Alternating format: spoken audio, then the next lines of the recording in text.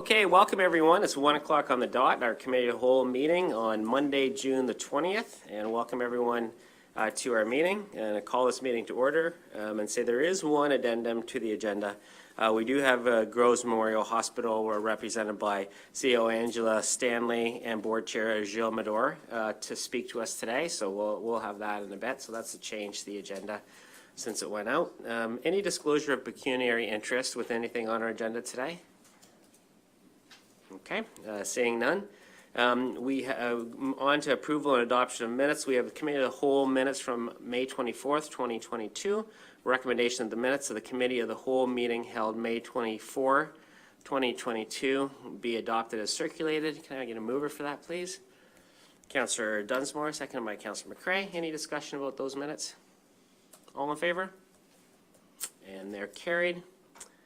Moving on to presentations and announcements. And we have Lloyd Bartholomew, a community delegation submission. And I invite Lloyd to come up and welcome. Lloyd, come on up to the podium and you can do your delegation. Just a reminder, Council sees the community delegation forum, which has some of the information that Lloyd will be speaking to.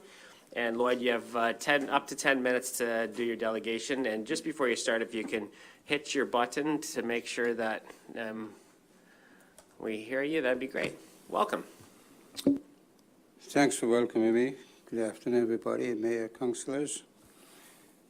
As mentioned, my name is Lloyd Bartholomew, and I'll just read my submission here. I've been a resident at 8725 Side Road 25 since September 1988. I observed the spreading of gravel on the roadway in my neighborhood for years. My observation in most of the gravel is either taken away under the undercarriage of vehicles, especially when it rains. There's also the dispersal of this loose gravel into the drainage system. This has resulted in the drains being filled in several areas, making the flow of water non-existent.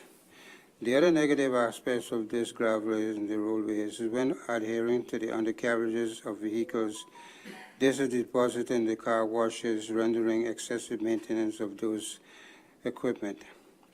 I have suggested to mayors in the past to have these dirt roads systematically paved.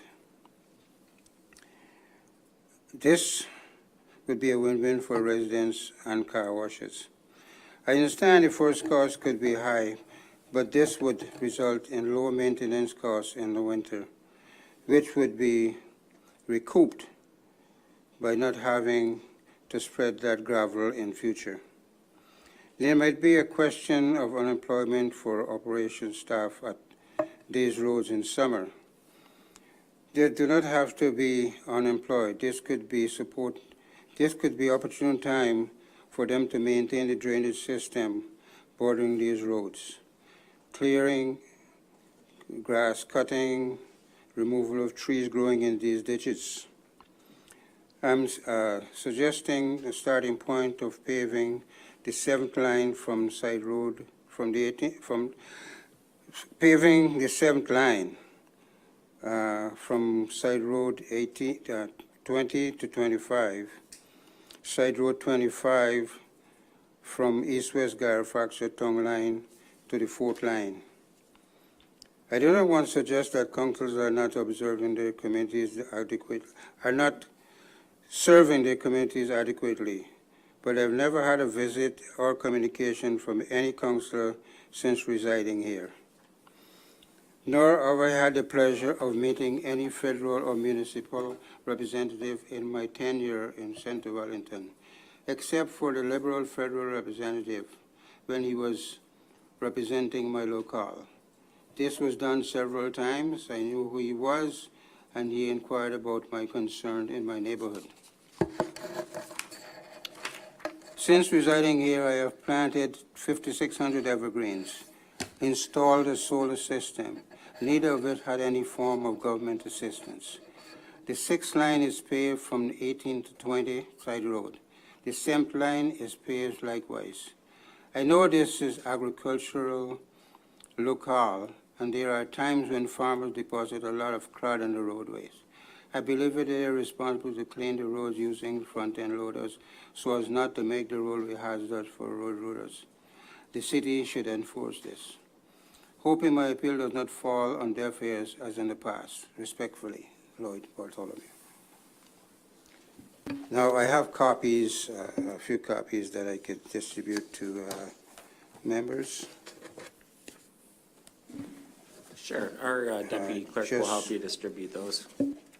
And a few pictures of some of the roadways that's blocked. Thanks very much, Lloyd. Appreciate you coming in and speaking to us today. Are there any questions, comments from members of council? Councillor Kitchus? Thank you, Mayor. I'd like to sort of clarify a few things. I had correspondence with Mr. Bartholomew during the leave of absence that I took without pay, and I directed him to present to council. So I'd like to read out my correspondence with Mr. Bartholomew. He explains pretty much exactly what he just said right now, but he sends the email on Friday, May 6th at 9:44 at night. So Monday, May 9th, I correspond with him at 2:32 in the afternoon, and I said, "Thank you for your inquiry. The municipality has an assessment of paved and gravel roads, and through this yearly assessment, the next year's allocation is put forward for next year's budget. If interested in presenting your ideas to council at budget time, you should contact the clerk and make your application so council can hear from you. The approach of the municipality is a systematic engineering approach. I agree that paving is better long-term for gravel roads, but it is always, like all things, about cost. Everyone wants their roads paved. Hope that helps. Sincerely, Councillor Stephen Kittredge." I received an answer on May 11th, Wednesday at 6:37 that night. "Hello, thanks for the information regarding making a presentation to councillor. Is there a form I have to submit or an email to someone I need to make my request through? Will I receive much advance notice of the meeting? Do I need to send subject matter of what I need to present? Just asking, Lloyd." And then the next day, during the election, without pay. Sorry, Councillor Kitchus, is there a question for the delegate? Yes, there is at the end, but I want to explain the context of the question. Okay. But yeah, we should make sure you get to the question because we I don't will. need to know all the history and the I will, delegation, I right? will. Hi, Lloyd. Please ask the clerk for the form, Carrie O'Kane, and I give the email. Ask her about notification and scheduling because that is her job. Yes, it would be good to have a meeting because when the councillors are able to read your material before you speak, it sometimes is good if you could contact the councillors so they can ask you questions because that may help you get more time and interest. No problem. Keep asking questions always. Best regards. So what I'd like to ask is, Mr. Bartholomew, if you would like the staff to explain what the process is for changing your road from a gravel road to a paved road. And what that means, because the Centre Wellington is very much interested in public engagement, what that means at budget time. So I just want to know what, if Mr. Bartholomew would like to know what that process is to change a gravel road to a paved road. Of course, I would like to know that, but let me point out that the 7th line from the 20th side road to 25th side road is a gravel road. From east-west Garafraxa tongue line to the 4th line is a gravel road. Since I've been in the area, as I said, from 1988, those roads from, I think, number 18 to the 20th side road has been paved on the 7th line and on the 6th line. And nothing has been done with regards to paving, so I'd like to know exactly what is entailed, because since I've been in the area, those roads have been paved. And I've seen no attempt being done to pave any of the other roads in my immediate vicinity since then. Even the east-west Garafraxa tongue line from the 20th to 109 is not paved. So if anybody could, I know there's a cost involved. Not the last mayor.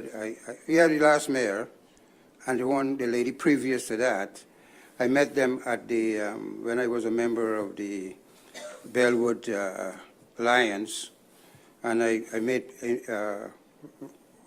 mention of this situation, and all I was told that it ain't gonna happen, not in my lifetime. And I think that's a ridiculous answer for somebody in authority. I would rather hear you say, well, we'll look into it, and don't, rather than tell me it ain't gonna happen in my lifetime. Because as I said, the situation is getting worse. The pothole, as I said, when if the gravel is put down today, and it rains tonight, the following day is worse than it was 2 days before. As I said, I've been living with that, what, 34 years plus? You know, so this is why I'm saying I'm glad for this opportunity to let my feelings be known. And as I said, over the years, several of the ditches in the area is filled with gravel. And as a couple of the pictures I've shown, I mean, you look at it, there's practically non-existent drainage. At my driveway, I've installed a culvert. Both ends of the culvert, I got strainer there, and every year it's like half filled with gravel on both ends. The east end, there's practically no drainage there from my borderline to the culvert. On the west side, every year I got to clean my culvert. About, I'd say, 100 feet from there, there's another culvert for access to the farm. That is cleaned, I have to clean that also. It doesn't have any grating. But what I'm saying is, in my opinion, it's a waste of time putting gravel that ends up in the ditches and under the carriage, and the road is not any better. So as you asked the question, somebody could explain to me what is entailed in upgrading the road. 34 years ago since I've been there. Nothing is done. Was it about 3 years ago the bridge on the 7th line was replaced? And I think somebody mentioned a $2 million budget. At that point in time, I think somebody should have thought of putting in a new bridge. How does it serve the residents with bad roads? You got a nice bridge, the bridge is concrete, asphalted over. You get from the 20th side road to the bridge, it's all gravel and it's terrible. And from there to the 25th side road, gravel. Okay, thanks very much, Lloyd, for that delegation. Appreciate you coming today. Obviously, we don't have enough taxes to fix all of our gravel roads and make them all paved, but I wouldn't mind if Colin would, just at a very high level, explain how we make decisions on road surface treatment. You don't have to get into detail. You don't have to look at different road, this road versus that road, but just at a high level, explain how we go through the thought process. Yeah, thanks, Mayor Linton. So I think first off, this is, you know, an approach that we've spoke about fairly recently, is the gravel road conversions. So if council will recall, we had Dave Anderson in. We got the state of the infrastructure report and asset management plan for our gravel road system. And part of that report does recommend, systematically converting gravel roads into hard surface, typically a tar chip surface, Okay. or surface treatment, whether it's double surface treatment or single surface treatment. And so this is the first year. This is year one of starting that program. We've started, there's some roads in Salem that are being converted from gravel to hard surface later this year. That was included as part of the annual asphalt program, just awarded by council fairly recently. And so we are beginning the process of converting gravel to hard surface, but we have a lot of gravel roads. Like lane kilometer wise, I think we're in the range just under 500 kilometers of gravel roads in terms of lane kilometers.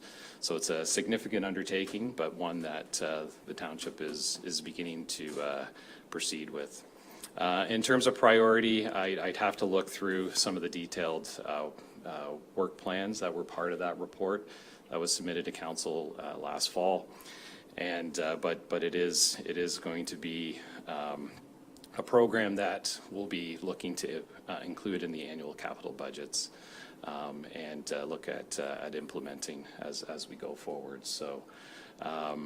If council will recall, again, that report did outline kind of a life cycle cost analysis of maintaining the gravel road system as the existing, like adding maintenance gravel, grading, and then compared that to capital investment in hard surfacing. And in terms of life cycle, it is better value to the community to start converting those gravel roads to asphalt surfaces. So point well taken there.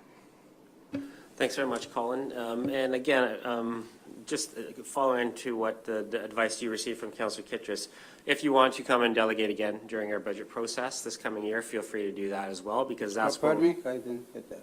during our budget process, as Councillor Kittredge mentioned to you, if you want to come and delegate again to us while we're making decisions on spending money and what roads to do, and you have a more fulsome discussion from our staff about what roads we're doing and why we're doing those roads. We take an evidence-based approach to that. Feel free to come back and delegate again during our budget process next year.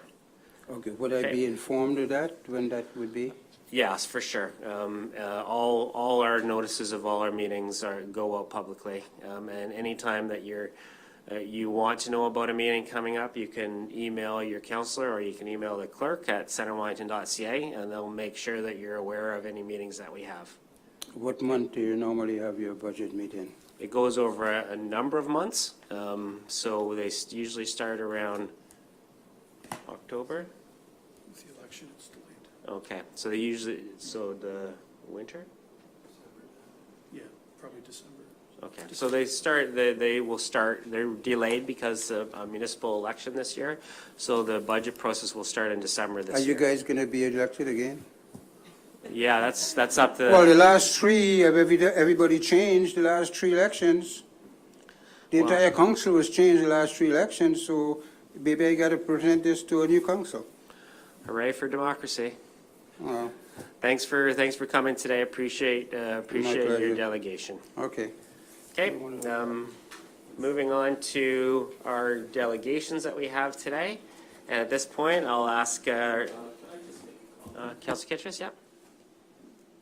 I was wondering if Colin could just, because he didn't know the actual priorities of things, whether he could just reach out to Mr. Bartholomew and give him a little bit of an update on that later after, because then he will be a little bit more informed when he comes back at budget time. Would that work? Okay, sure. Sounds good. Okay, moving on to delegations. That was the addition to our agenda. We have Angela Stanley, the CEO of Groves, and Jill Medora, the board chair. Welcome to Center Wellington Council. You guys can tag team however you want. I don't know how you're going to do it, but feel free. Welcome. You just let Angela do it all, just like normal, eh? Welcome, Angela. Thank you for the opportunity to speak to council today. We're just going to provide a bit of a year in review for the hospital. I would like to speak to you about our COVID-related activities. I would love to stop talking about COVID, but we are not out of it at this point in time. Give you an opportunity to look at some of our statistics that we've experienced over the last couple of years and some more important activity related to the Ontario Health Team. I would like to speak about our health human resources and where we're facing extreme challenges. And finally, I would like to speak to council about the future of the Legacy Grove site. So that's the plan for this discussion this afternoon. If I can figure out the work. So for the hospital, all of the provincial mandates have stopped. At the hospital, you will still be required to wear a mask. That's why Gilles and I presented with a mask. We know that it's protecting our patients and our staff from illness, and that will continue to be our future for the next little while until we get a handle on things. Incremental funding for COVID stops at the end of June. This requires us to look at operations in a very different way. And for those of you who've attended the hospital, you will have been greeted by screeners on a regular basis. That's a primary function that will stop at the end of the June, and we're trying to figure out what that looks like for us operationally, not without its challenges. Hospitals in Waterloo and Wellington are seeing unprecedented numbers of emergency room visits. And our inpatient units are typically running at over 100% occupancy. That is interesting and a unique spot for us to be in, particularly this time of year. We tend to see a decrease in admissions. We're not experiencing that anymore, and it is causing pressures within the system. We have been able to resume surgical procedures at Groves, but we're only functioning at 90% of pre-pandemic volumes. For us, that means primarily outpatient procedures. Other hospitals are struggling with inpatient procedures because there's no beds for patients to move into once the procedure is finished. And last piece of information I wanted to share is related to the assessment center. So we have our assessment center at our Legacy site, and that volume has dramatically decreased over the span of the pandemic, and that's primarily related to testing criteria. So we're working with Ontario Health West now to really focus on what this could look like for us in the fall. We're all speculating about the fall. Nobody knows what's going to happen. In terms of our healthcare staff, I just would like to say a dramatic thank you to them. They have been so resilient and adaptive throughout the last 2 years. We throw things at them almost daily, and they adjust and they adapt, and it's been amazing to watch them and see how they've grown and how they've risen to every challenge we've put in front of them. Some interesting statistics. So the 2019-20 column is prior to the pandemic, and of course 21-22 is where we are today. We've had a dramatic increase in patient admissions across the Grove site from 2019. Births are up significantly, and our pre-pandemic emergency room visits are leveling out. There's a few operational issues that we've moved some procedures out of the emergency room to make it a true emergency visit, which is why you see a discrepancy in those numbers. But volumes are dramatically increasing, and we're seeing a higher level of acuity of patients than we had before. One of the bonuses of the pandemic, if there is one, is really our ability to work collaboratively with our hospital partners. And on this slide, you'll see that our inpatient admissions have gone up dramatically. Part of that is a result of this collaboration. So when Grand River and Cambridge and Guelph all are at surplus, they don't have places for patients to go. We will transfer patients to Groves to support that patient care so people aren't being looked after in hallways. If they're having emergency room delays, then we will support them. But it does impact us in a very different way than what we're used to operating under. We also, during this time, have joined the Guelph Wellington Ontario Health Team. So pandemic, Ontario Health Team, do it all at once, why not? It gives us an opportunity to really partner with our local healthcare providers to how do we do system change and how do we do that collaboratively and collectively. It is very much a work in progress, but it's exciting work to happen. It's the right thing to do for our system, and will continue to progress as it matures over the next number of months. One of our next hurdles is really about our health human resources, and I'm sure you have all heard this in the news and across the province, but also across the country. We are all competing for the same skilled health human resources, and it's a challenging environment to work in right at this point in time. For us, so this is our vacancy rate for physicians across our alliance. Centre Wellington has between 2 and 3 family physician vacancies. We have 1 vacancy for a general internal medicine specialist. I'm pleased to say that we were able to recruit a general surgeon, which is fantastic, starting in November. And we also have multiple vacancies for a hospitalist physician. And hospitalist positions across the province are extremely competitive at this point in time. From a nursing perspective, we have 3 full-time RN vacancies, which, to be quite honest, in rural healthcare is unheard of to post full-time positions externally, but that is what we're facing at this point in time. And we have a number of part-time vacancies as well. We're trying to do something very different. We've launched our We Are Deliberately Different campaign, trying to really advertise what makes us special. We're using our local healthcare providers in the campaigns and trying to make it a catchy campaign for people to remember. We've had a lot of interest related to this, but we really are celebrating what makes us different. And it's been exciting to see people participate in this. It's giving them some ownership about recruitment and retention of our staff. So we'll just keep driving this forward. But we needed to do something different and not be that canned sort of advertising marketing campaign that others are using. Lastly, I'd like to just speak about the Legacy Groves Hospital site. So we affectionately call the old Grove site Legacy at this point in time. On August 9th, as you know, we closed the doors at the Union Street site and moved out to Aboyne. And we've been working over the past year with the Centre Wellington Township to divide the ownership of the land. So now we maintain, the hospital maintains the hospital lands proper, and the rest of the land has been taken ownership by the township. We are currently underway, having discussions underway with the ministry related to the future use of the land. A lot of discussion has happened about what's the future use of the building. Could it be repurposed for a healthcare service industry? We know that renovating that building is going to cost approximately $42 million, and that is a very conservative estimate. And at this point in time, that is too costly for us to undertake, and we've had no indication from the ministry that they're willing to put forward capital investment in that building as it is. The funding for the Legacy site is being provided to us by the ministry, but only until March 31st of this year. And so with that in mind, the next logical step for us is moving towards demolition of the Legacy building. And it needs to be done almost immediately after the fiscal year ends, when the funding ends. We have not made any decisions about the future use of the land. The immediate concern for us is now management of the building proper and making sure that we are fiscally responsible for that. Part of what we do want to do is go out for a request for information to see if there's potentially developers who may want to partner with us about putting services in that area. A part of that RFI would also be does a developer, want to maintain the building? If they do, we would work with them on what that potentially looks like, but we don't anticipate that to be something that comes forward. We really need to work with the ministry about what the future use of the land looks like. As much as we own the land, it is an asset of the ministry, and we need to seek permission on almost everything we do within that land and dispersal of that land.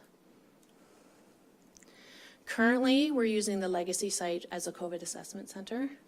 We have used it for some movie shoots, very small ones, and the OPP has recently used it for training exercises, but that will cease at the end of this fiscal year. The ministry at this point in time, as I said, is maintaining the operations of the building at this point. They have not committed to any further funding. That could change, but we don't anticipate that. So everything we're doing from a planning perspective is looking at the end of this fiscal year. Happy to take any questions. Great, thanks so much, Angela, and thanks for coming here today. We have Councillor McElwain and Councillor Dunsmore and myself sit on the Groves board right now. So we have a very interesting setup, as all council knows. With the Groves Act, we have 3 members of council that sit on that board, and that is in the process of being changed. So making sure that the hospital comes to township council is really critical. So this is the first of a regular update that we'll get maybe twice a year. We haven't figure that out, but maybe twice a year we'll have Angela and the board chair come here and give us an update like this, because we'll have to do something to make sure that there's that tie back between what's going on at the hospital and what's going on with the municipality. So this is the first of that, and thanks for that update. That was very good for us as members of council to understand some of the challenges you're facing and the direction you're going in, so really appreciate that. And I also wanted just to say thanks on behalf of council, on behalf of the community, for all that you've done. You became the CEO in a really difficult time. You know, you have a brand new hospital to figure out operations and figure out how things work, and then you're in the middle of COVID. So thanks so much to you and your team and the whole board for all the decisions that you've made and looking after our community so well. So appreciate that, and really wanted to extend our thanks to you and your board. Thank you. So I think, yeah, that's all I wanted to mention. So any questions from members of council on this? Councillor Foster? Thank you, Mayor. Thank you as well for your presentation. There's great interest in the community about the old site. I know you know that. I guess I'm wondering, what would have to happen to use that site for elder care of some sort? Is it even a possibility, or do you have any comments about the future use for elder care, which there's great need? Councillor Foster, when you say elder care, do you mean the building in and of itself or actually the land? The use of the building, well, Yeah. both really, Both. but the building and, potential conversion to an old folks home or a retirement home or whatever it might be. So it's interesting because long-term care is a separate ministry, obviously, than ours. So we have nothing to do with, in terms of the financing of long-term care beds. And retirement homes are operated under the Landlord Tenant Act. So it's a very interesting situation for our seniors. That's why we want to go out to potentially a developer for a retirement home. Is there an option? Is there anything that we can explore from a partnership, from a development perspective, recognizing we have to be fiscally responsible for the operations of the hospital? In terms of long-term care beds, those are allocated by the Ministry of Long-Term Care based on population and population need. And because of the significant capital investment in a fairly old building, it would be highly unlikely, my opinion, that they would invest in a redevelopment of the Legacy Grow site for long-term care. The specifications for new builds are so significantly different than what's there from an infrastructure perspective. They would look at the risk-benefit and potentially build new and probably attach to an already existing long-term care facility. So I don't think there'll be much potential for long-term care. There could be options as we explore for retirement home living, depending on what we're able to look at from a business perspective with potential developers. Councillor McRae? Thank you, Mayor Linden, through you. Has any consideration been given to, if you decide to demolish the building, of approaching the Ministry of Housing to see about the possibility of donating that land to, say, a co-op housing developer to be able to bring in co-op housing for the local community? So actually having the province help to fund payment in return for you giving that land to a developer, a co-op developer. Has that been considered? I would say that we're considering every option for the use of the land. We have to take care of the building now because of the condition and the operations. We have some time related to the land to say what could be possible. So every option is on the table, and we'll be exploring what we can, but that's definitely one that we could look at and have talked about. Anything else from council?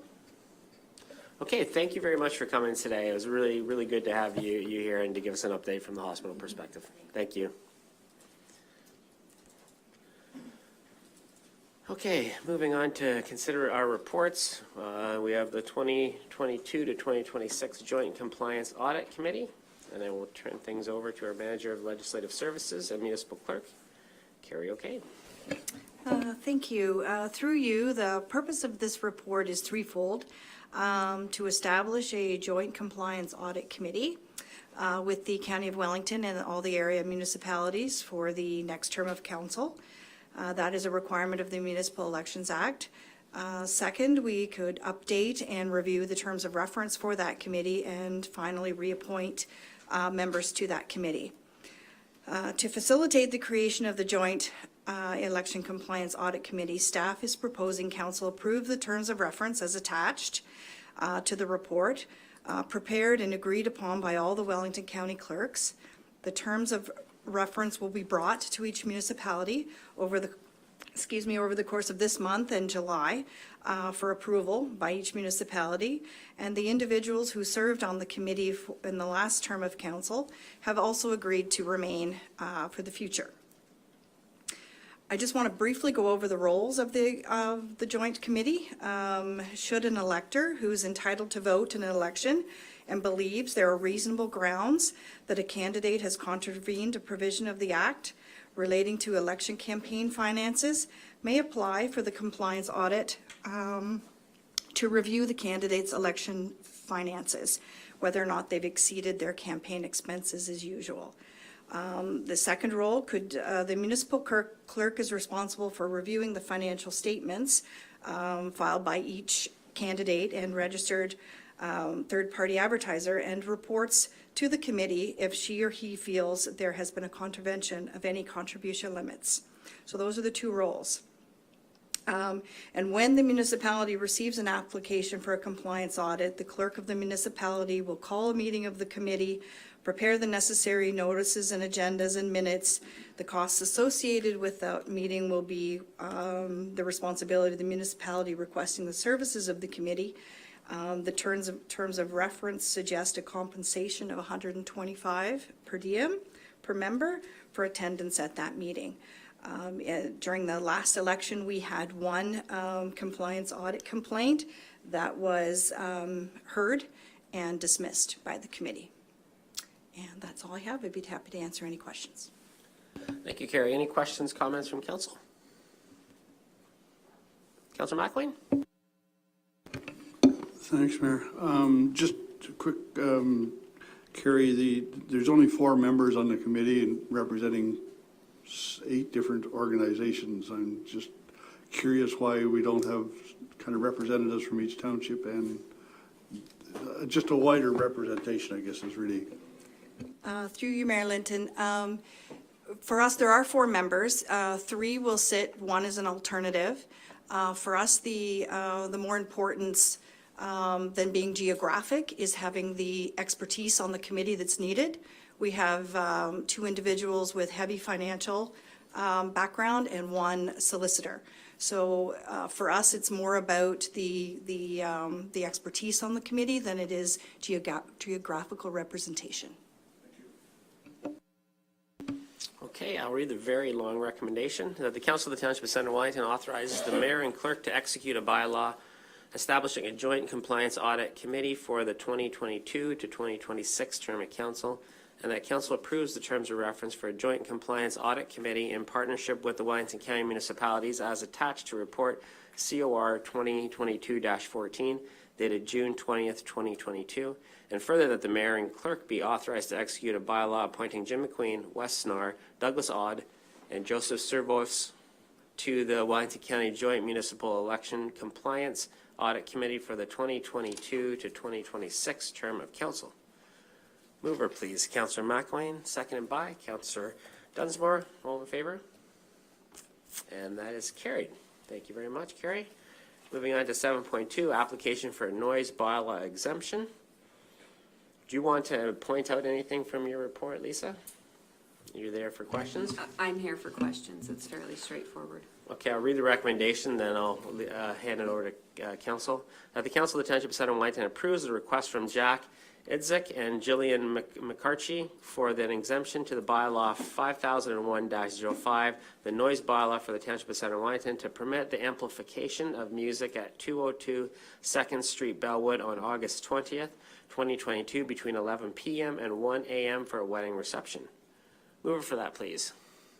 Councillor Dunsmore, seconded by Councillor Van Leeuwen. All in favor?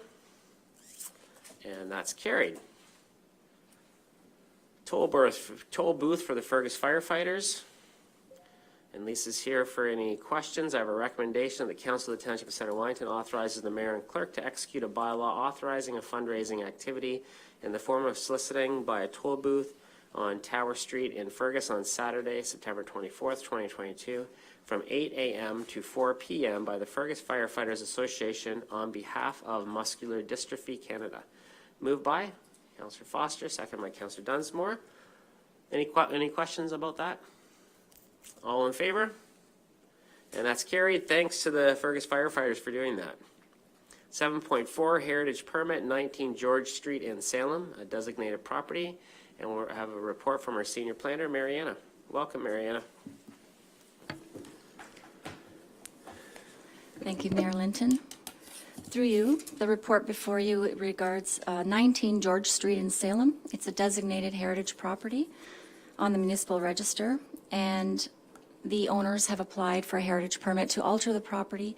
Basically, what they're proposing to do is reinstate, similar to the original facade when the building was the Salem Post Office.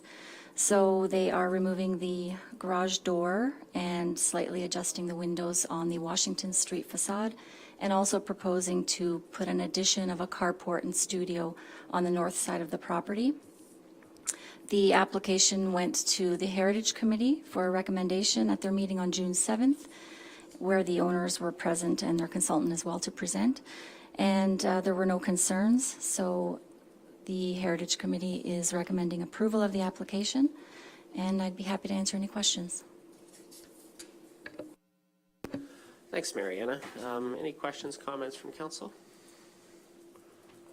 Okay, I will read the recommendation that the Council of the Township of Center Wellington approves Heritage Permit Application HP 2022-002 for alterations to the designated property municipally known as 19 George Street, Salem, pursuant to Section 33 of the Ontario Heritage Act, RSO 1990 C-018, as outlined in Staff Report PLN 2022-28, dated June 20th, 2022.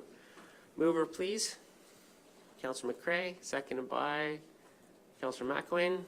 Any comments, questions on this one? All in favor? And that's carried. Partial demolition is next, 6515 Wellington Road 26 in Belwood. Back over to Mariana. Thank you, Mayor Linton. Through you, this is for a partial demolition at 6515 Wellington Road 26 in Belwood. The property is listed on the municipal register as a non-designated property. Therefore, any demolition would need to be approved by council, partial or full demolition. In this case, it's a demolition proposed of a rear addition, one-story addition, that served as, or was originally constructed as a garage and a mudroom. And they're proposing, it's in very poor shape. The brick is spalling, did not have a proper foundation when it was put on the building. And so they are proposing a new addition of an accessory apartment, and it will be clad in board and batten. So the Heritage Committee has reviewed this at its meeting on June 7th and had no concerns. The property is to remain on the municipal register, and I'm happy to answer any questions. Thanks, Mariana. Any questions, comments from council? I'll read the recommendation that the Council of the Township of Southern Wellington approves the partial demolition request for the rear one-story brick addition and wood frame sunroom at the listed property municipally known as 6515 Wellington Road 26, Belwood, in the Township of Center Wellington, and that the property remains on the Municipal Heritage Registry as a non-designated listed property. Mover for that, please. Councillor McElwain, seconded by Councillor Van Leeuwen. All in favor? And that is carried. Thanks, Mariana. Over to our speed limit bylaw. We have a report from Adam Gilmore. Welcome, Adam. Thanks, Mayor Linton. Mayor Linton, members of council, this report is kind of the last step in this speed limit technical approach that we've presented, and this will bring into legal effect a bylaw which pulls together the recommendations from the speed limit reductions that we've presented to you. So what's before you is the consolidated speed limit bylaw. Included as attachment 1 to the report is the bylaw itself, which incorporates all the speed limit reduction recommendations presented to council in April 2022 through report IS 2022-13. It also includes road segments with speed limits, which have already been reduced either through prior bylaws or through signage. And a few additional recommendations for reductions, which are mainly comprised of road segments on the boundary of the built-up area where speed limits were previously unposted. So just so there's no ambiguity about the speed limits in those areas, we have also included those in the bylaw where we're proposing to reduce them from 80 to 50 or even to 40 in some cases. And that's outlined in attachment 2. So the bylaw is structured in a way that future changes can be easily made through the township's annual speeding review process. So I'll remind council that the speed limit policy technical approach that we presented, it is an annual process. We're receiving concerns from residents through our online portal, which has been working very well. We're also being emailed concerns through members of council. And we're logging all that information, and we're acting on it throughout the year, and we're also kind of embarking on this yearly kind of major review of speeding concerns and recommendations for traffic calming and even reductions in speed limits to address those concerns. So this bylaw, this won't be the last time we'll be before you kind of recommending changes to this bylaw, and it's structured in a way now that we can make changes quite easily through that yearly review process. So as part of this, to implement the bylaw, we need a number of new speed signs. As you can appreciate, we're recommending reductions or changes in some areas. We need the signs to make that clear to drivers what the posted speed limit is.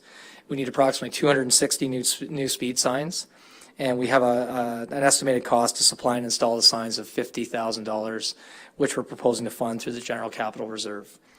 So note that the cost estimate includes the cost to supply the materials to install the signs, and it also includes costs to cover some township labor and machine time expenses for our own forces to go out and install these signs. So that's everything I have, and I'm happy to answer any questions that you have. Thank you. Thanks very much, Adam. Any questions, comments from council? Councillor Kitchers? Thank you, Mayor. I've read the report before and the recommendations, but I continuously get asked about St. Andrews Street East and the especially the streets from Tom Street to Lamond about being reduced at those areas because that is the feeder road to the school, and I know that Lamond, which isn't,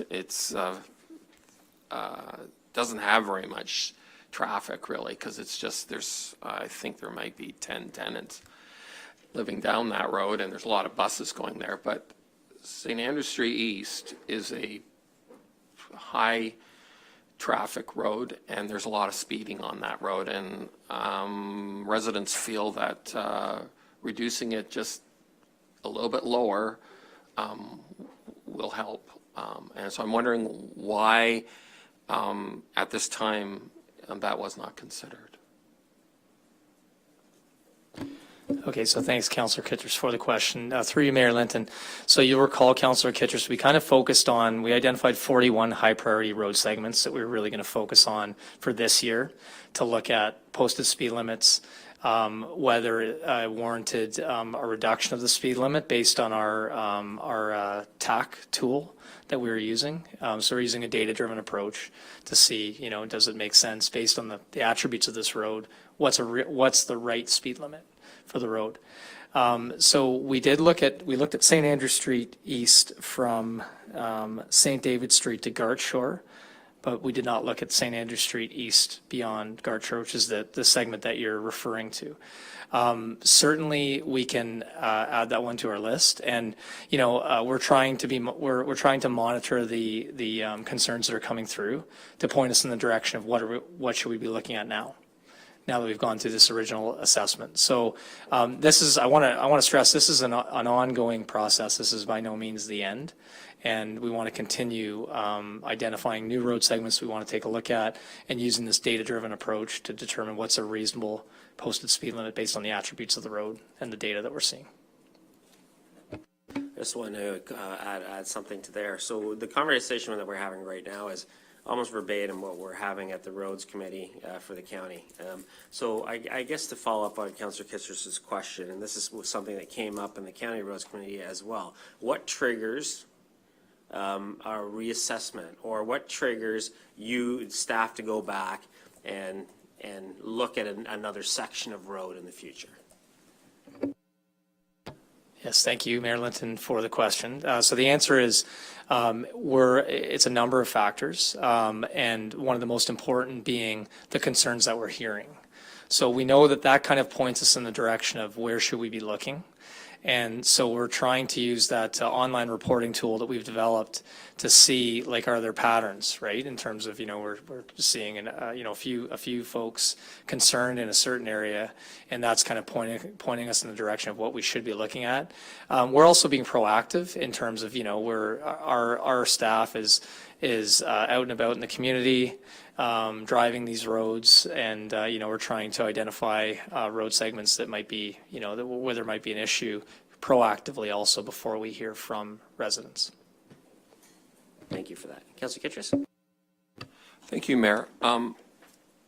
Thank you for that explanation, Adam. I just would like to go back to the residents of that area, and I'd like to be able to say something to them, that there's a timeline of when you'd be reconsidering that. Or,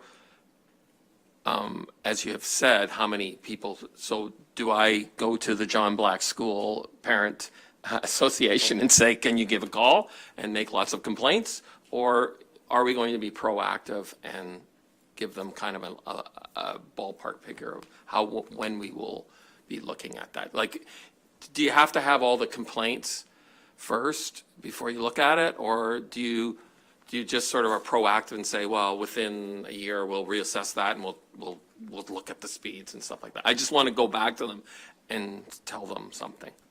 So can you just give me a little update on that? Yes, thanks, Councillor Kittrus. Through you, Mayor Linton. Absolutely, we want to be proactive. I think you bringing that forward here is enough for us to act on that. Now, just to be clear, I think in the past where we were receiving concerns, we were kind of trying to implement things in a bit of a, not for lack of a better term, kind of a knee-jerk way. We're taking this data approach now, so we're actually, we're going out, we're trying to collect speed data ourselves. We have some tools now to do that. And so I think that, when we hear about something like that, we put it on our to-do list and we follow up on it in terms of collecting data. In terms of the process, we're trying to make this more of a yearly thing where we're coming back every year doing a major review that's very comprehensive and that considers all the data. So that said, people aren't necessarily going to have to wait a year for something to happen. But we're trying to organize it, into that kind of yearly cycle, if that makes sense. Follow up, Councillor Kittrus? So what you're saying is perhaps this was like a 10-year backlog that you're trying to get all these speed sign things, but now during this data process of evidence, it'll be much sooner and perhaps within the year that could possibly happen. Do I understand that correctly? Is that how your approach is going to be? Yeah, so thanks, Councillor Kittrus, through Mayor Linton. So it's a comprehensive review we're doing on a yearly basis. And it's not necessarily that we had a backlog per se. It's just we're doing this in a bit of a different way now. We're really relying heavily on the data to make the decisions. So kind of need the time to there's perhaps a bit of a backlog in terms of acquiring that data. And so we're embarking on that mission now to do so. Councillor Dunsmore? Yeah, Adam, I just want to, excuse me, for clarification on mine. We're just replacing the signs because we've changed the speed limit. These will not be what I call proactive signs that tell people what their speed is or anything like that. That's another issue that will come before us another time, right?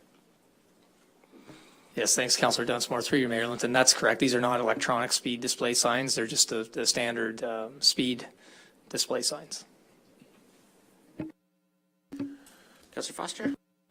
Thank you, Mayor. Thank you, Adam, for your report. You mentioned 50,000.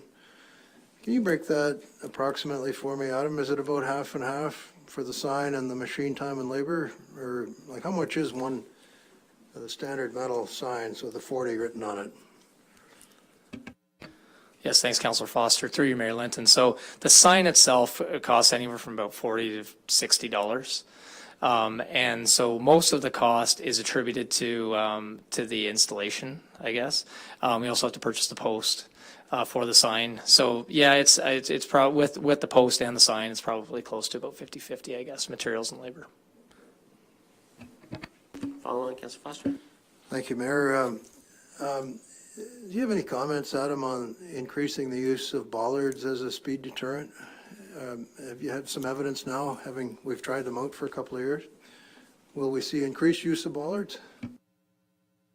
Yes, thanks, Councillor Foster. Through you, Mayor Linton. So I would say that the deployment of bollards has been successful. We've done it in a few areas, and we're in process of following up and collecting that data to see what the impact has been. But I think through what we've heard, yes, they are successful, and what we've heard from other municipalities also. And I would say that yes, we will see more bollards. You'll recall, Councillor Foster, in the report we brought forward in April, there were a number of traffic calming recommendations on the road segments where we had confirmed speeding issues. And a number of those recommendations included installation of flexible bollards as a traffic calming measure.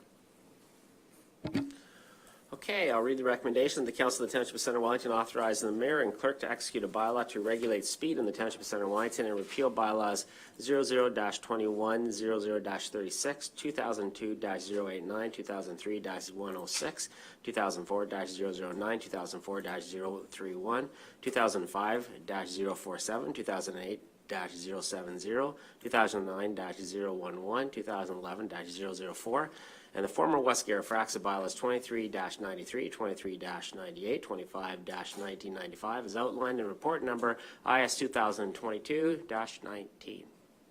Move for that, please. Councillor Dunsmore. Oh, you missed one paragraph, Lisa said. And that the Council of the Township of Center Wellington approves funding for the $50,000 needed to purchase and install the new speed signs from the General Capital Reserve. Wait, Councillor Dunsmore, second by Councillor Foster. All in favor? And that is moved. Thanks very much, Adam, for the work on this. I know that the County Roads Committee is looking very carefully at what Center Wellington is doing here. And they're pretty impressed of the list of our approach. And I just wanted to remind all of us, including myself, that just because we trigger something as members of council doesn't mean necessarily that we're going to see a reduction in speed or a change. It triggers the process. And that's where the TAC guidelines come in and the evidence-based approach. So that's the approach that the county is very interested in. And thanks for taking the lead and doing some good work on this. Really appreciate it.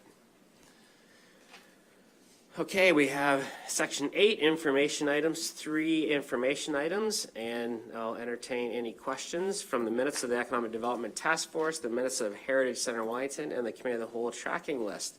Any questions from council on any of those 3 items? Councillor Kittredge? Yeah, I have a question about the council tracking list, Committee of the Whole. Particularly the first one, which is the development into workplace mental health, the public and all the human resource ones. I guess that's what I'm asking about. I'm wondering when they will be brought forward. I'm actually wondering a fair bit about the last one, workplace violence harassment policy in respectful interactions. I'm just wondering when those HR things will be brought to council, or in this term, or is it going to be delayed to next term, or because those are kind of issues that have been outstanding. So I'll turn that to our CEO. Thank you, Councillor Kittredge. Through Mayor Linton, I know HR has been very busy this year with recruitment, so I can touch base with Rashid and get back to you, but I'm guessing it'll be the next term of council when this comes forward. Anything else from council on these items? Okay. So can I have a motion to move into a closed session? I have a recommendation of the Council of the Township of Center Wellington convene in closed session in accordance with section 239(2)B of the Municipal Act 2001 as amended to discuss personal matters about an identifiable individual, including municipal and local board employees. Moved by Councillor Dunsmore, second by Councillor McCrae. All in favor of going into closed? And that's carried. We'll give us 3 minutes. We can take a bit of a break and then get into closed.